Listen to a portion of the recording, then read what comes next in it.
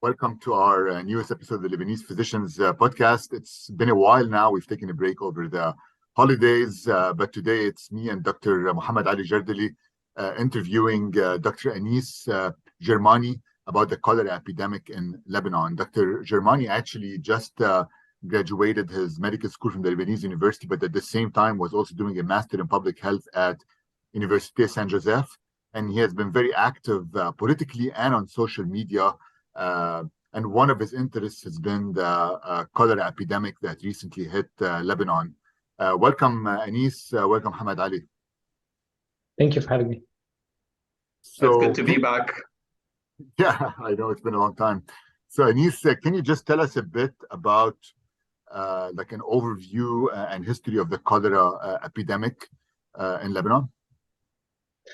In Lebanon is one thing. I mean, the issue of cholera started around the 19th century, and it's basically one of those diseases that came about and became of note through globalism. It started in the Ganges River in India, and then it migrated through to London. And I think this was the interesting thing about it is that the cholera epidemic, the first cholera epidemic, was the birthing place of public health as we know it, particularly through a scientist known as John Snow, who started mapping the cases and was able to identify the causes of transmission of cholera and how to prevent it. So since this is such an archaic disease in that sense, it becomes of note to see it recur in Lebanon, especially when the last case of cholera was cured in Lebanon in 1993. So today we see this epidemic making a comeback for many reasons. And I think what's interesting about it, since we are living in a world today of pandemics, is not specifically the occurrence of the epidemic of cholera that is a very treatable disease. Today we have antibiotics, we have hydration protocols, the whole thing. So the disease in of itself is not the issue. It's about what it reveals about our current healthcare system and the state that we find ourselves in. This is very interesting introduction, and I think now would be a good time to maybe tell our listeners more about the situation of the current outbreak in Lebanon right now. If you have some numbers that you can share with us. Yeah, of course. I mean, the thing is, we cannot separate, in terms of public health, we cannot separate entities that are connected. So we cannot speak about Lebanon without speaking about Syria as well. So the first case was recorded in Syria in August of last year. 6 weeks later, the first case is recorded in Lebanon in the area of Akkar. So far, we've had 6,000 cases, reported cases in Lebanon, whether they are suspected or confirmed in cultures, and 77,000 cases in Syria. There has been 23 deaths in Lebanon, and the thing is still ongoing. And of course, we have a lot of underreporting, considering the state of the Lebanese healthcare system and the Syrian healthcare system. So our healthcare system has been ravaged completely by a very acute and sharp economic crisis, the migration of healthcare workers. In Syria, we're talking about a decade-long now civil war that has almost destroyed the entire country. So can you tell us a bit? Yeah, go ahead, Hamad Ali. No, I was going to ask, what do you make of those numbers? I know 23 deaths are a lot of deaths, but it seems that the media and the politicians are downplaying the numbers and saying that we have it under control. How do you respond to that? Well, I mean, it's a bit hard to respond directly, especially in the case of the Lebanese Ministry of Public Health, that is notorious for not to being very, very conservative with data. I think this is an issue that all public health professionals and experts face with the Ministry of Public Health in Lebanon, is that they do not reveal important data, or even they don't even collect it, which is a bigger problem, because that means that they don't even know, and we don't know by proxy.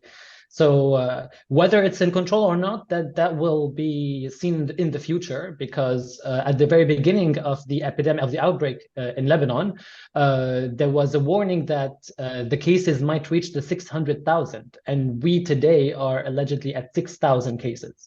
So either we are not counting correctly, or we still have a lot to see in the future, or we're actually containing it.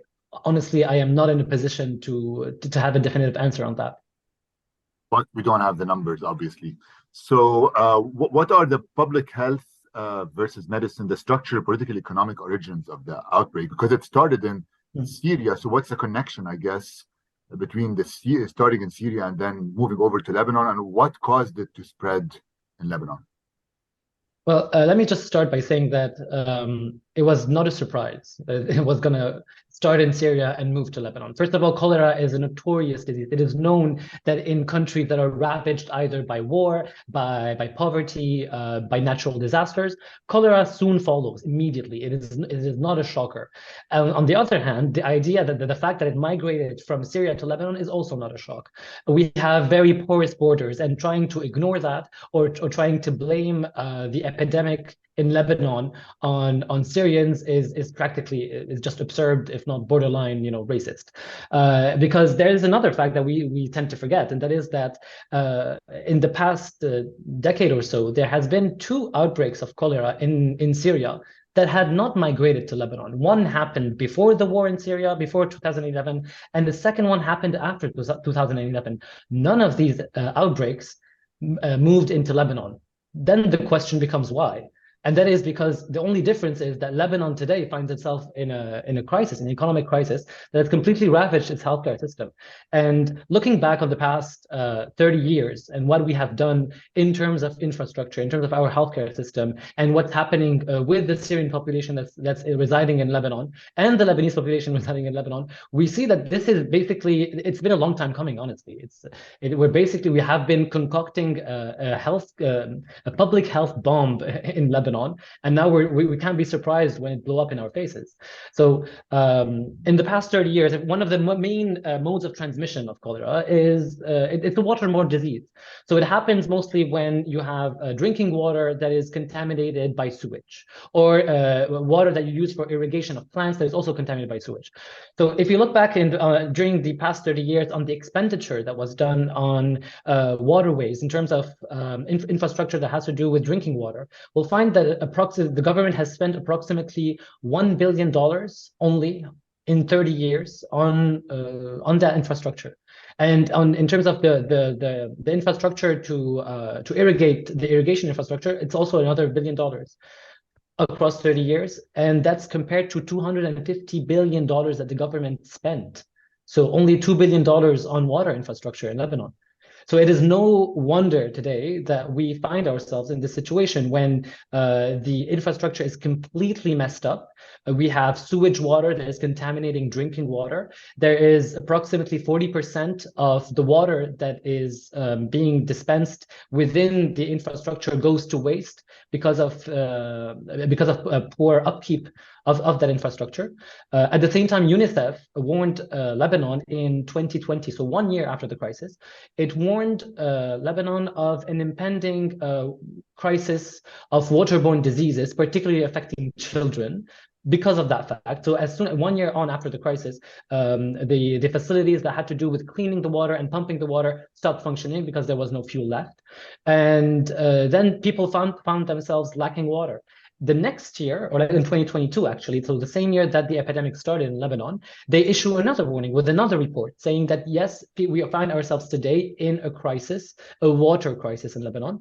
The average water consumption dropped to the bare minimum for people that are able to survive. 50% of people who depend on the government infrastructure for water are lacking water. The other 50% find themselves in trouble to get water because the price has been hiked by 4 to 6 times. So I kind of remember the first recommendations that were issued by the Ministry of Public Health when the epidemic started in Lebanon. They were saying, yeah, drink clean water. I'm like, what do you do with that? If they could, has anybody had the choice between drinking clean water and dirty water, and they pick the dirty water? Who would do that? So telling people to drink clean water as if it's a thing that they have a choice in, is borderline, absurd. So okay.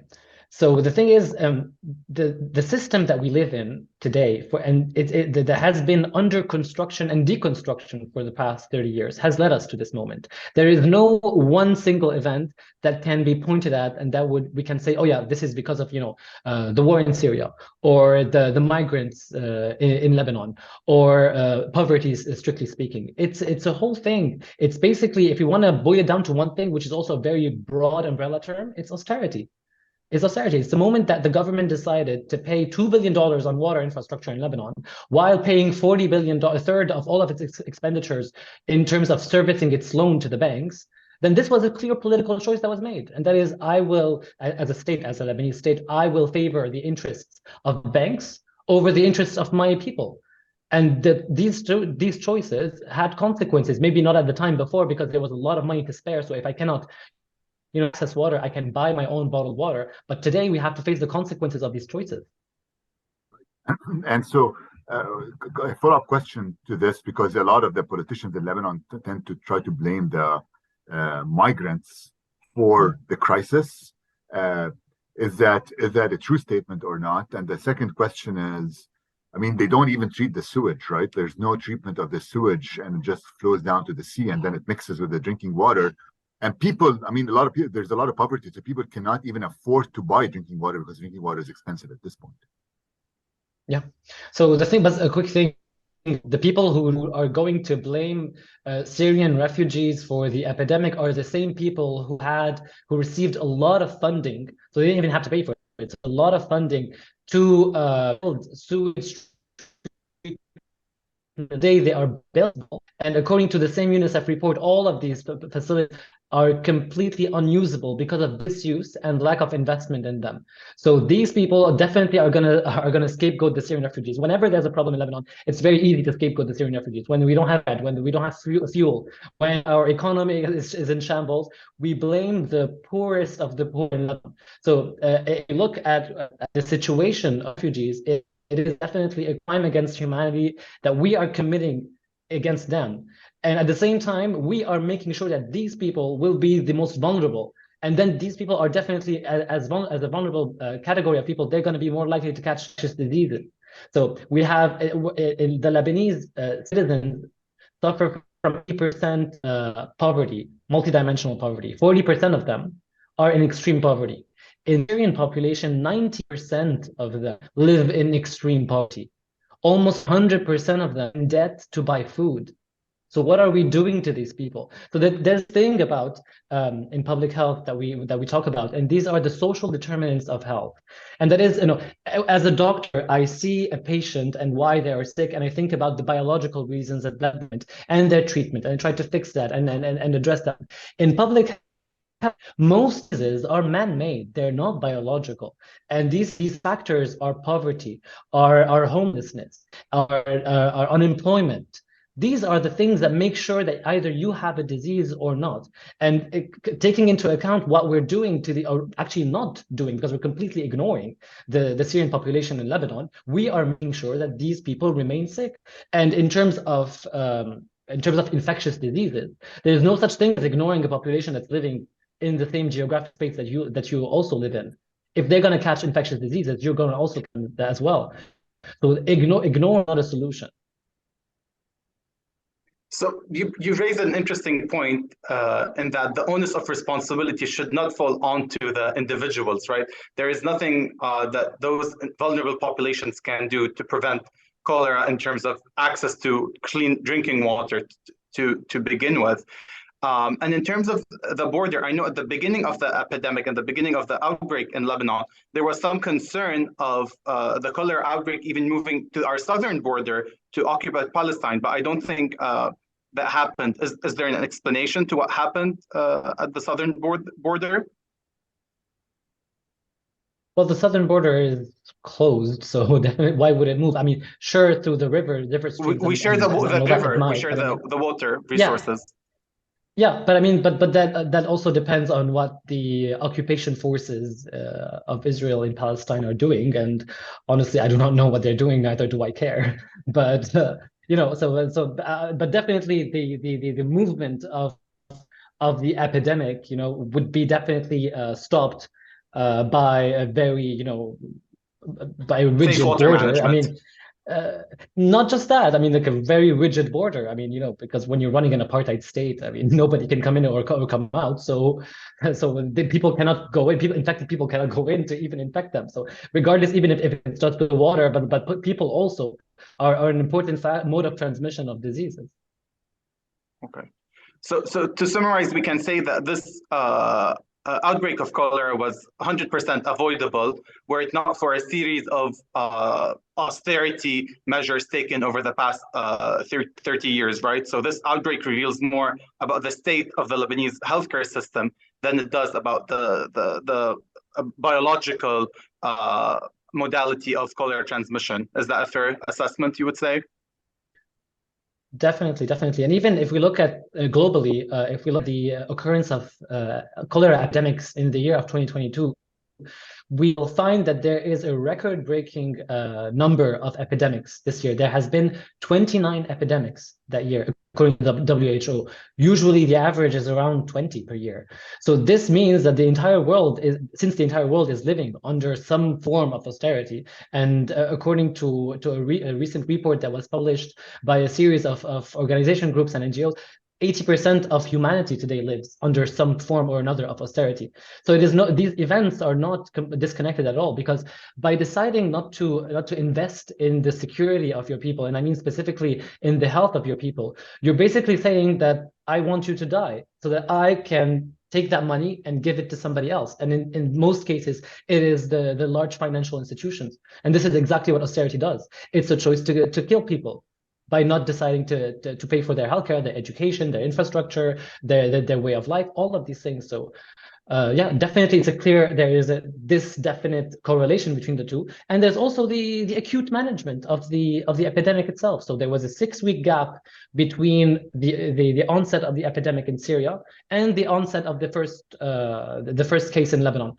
Did we hear about any preventive measure that happened between those 6 weeks? No. 6 weeks later, the first vaccine is dispensed in Lebanon.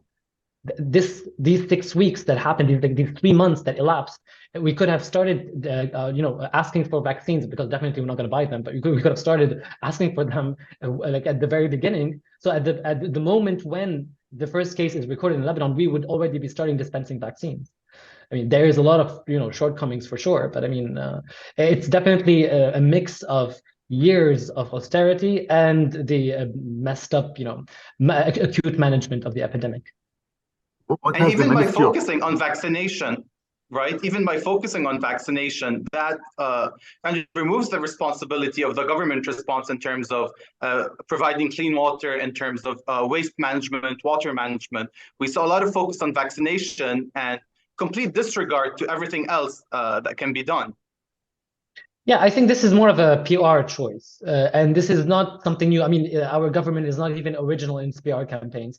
So if you look, you can easily compare it to the COVID pandemic response. But across the world. So when governments didn't want to provide for their citizens, not for their healthcare, not compensating them for staying at home, what did they say? Just take the vaccine and do whatever. I don't care about what's going to happen to you. Take the vaccine, as if it's going to also solve all sorts of problems, all sorts of underlying social, political, and economic problems. So definitely, I think they're taking a page out of that book in Lebanon, saying, just take the cholera vaccine and everything will be fine. But even in that, I mean, at least in Syria, literally a war-torn country, as of last month, I think they had already almost met the target population vaccination. They had dispensed 1,900,000 vaccines out of 2 million. I mean, in Lebanon now we're reaching 600,000, and so there's definitely, and they have many more cases, a larger territory, more people. We have a lot less of all of these things,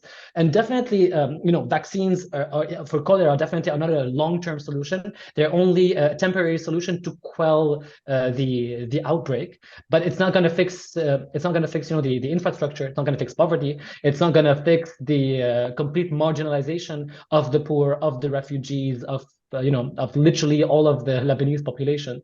So a vaccine cannot fix these things, but people can.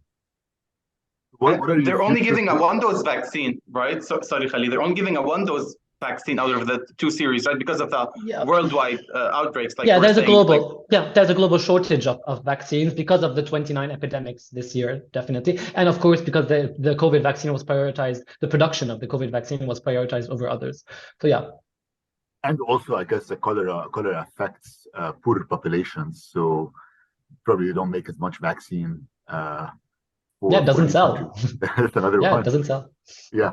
So what are so basically? I mean, even if we quell the epidemic right now in Lebanon, there's still a huge infrastructure problem that has not been solved. So, do you think the government will act to solve this problem, provide clean water for its citizens, clean the sewage? What are future predictions regarding that? And what are future predictions regarding cholera and other epidemics that could arise in Lebanon because of this? Well, if the same government in a different shape that has been present for the past 30 years wanted to fix the infrastructure, they had 30 years to do that. They're definitely not going to do it now after they went bankrupt. So no, I do not see that at all as something that's about to happen. At the same time, I cannot separate any kind of public health solution from a political solution, because healthcare is political. The idea that, do I believe that healthcare is a right versus a commodity to be bought and sold, this is a political choice.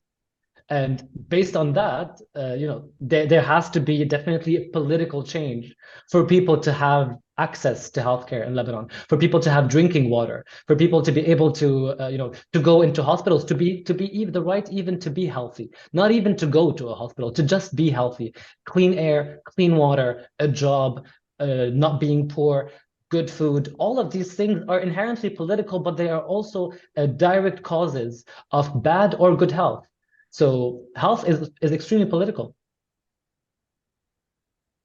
I would have hoped that this would have been a wake-up call for the Lebanese leaders to see cholera outbreak in Lebanon and read Lebanon's name along countries as the DRC, Haiti, Malawi, Somalia, Pakistan, like countries, like you said, in Syria that are ridden with war. And to see Lebanon in that list, I would have hoped this would have been a wake-up call. But I don't, what will it take for them to take this seriously? Like, I don't get it.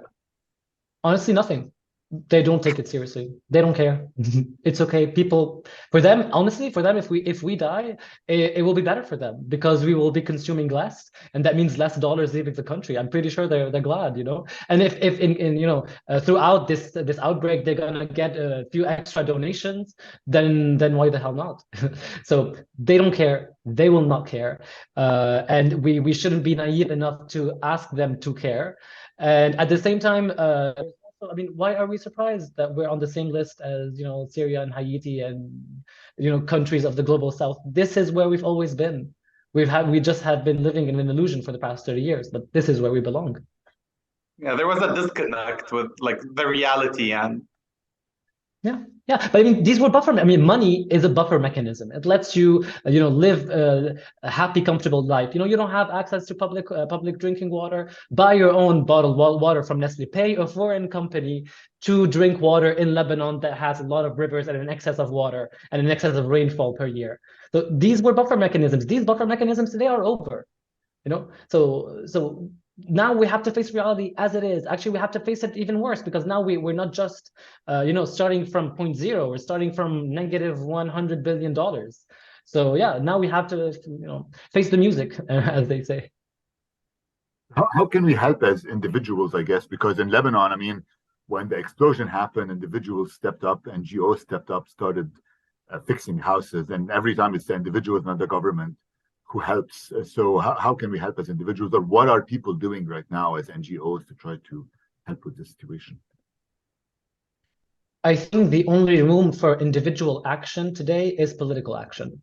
There is nothing that one individual can do to undo 30 years of underinvestment, to quell an epidemic, to fix poverty and hunger and lack of access to water. There is nothing. It's absurd to even try.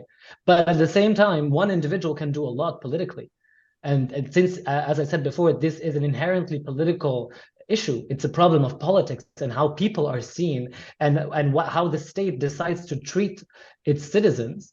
then this is where our focus should be. To every diagnosis, it's treatment, and this is the diagnosis. Therefore, the treatment must be to be engaged in politics. This is a call for arms, as they say, right? Definitely. I mean, I think, and healthcare especially is doctors. political. Yeah, there's no way around it. Yeah, I mean, you told me, that you have an audience that is made up mostly of doctors. I don't think that anybody. I mean, I cannot see a doctor as a non-political individual, even though unfortunately most of them are. But I mean, I don't think there is any profession that would put you in so much conflict with need and vulnerability as a medical profession.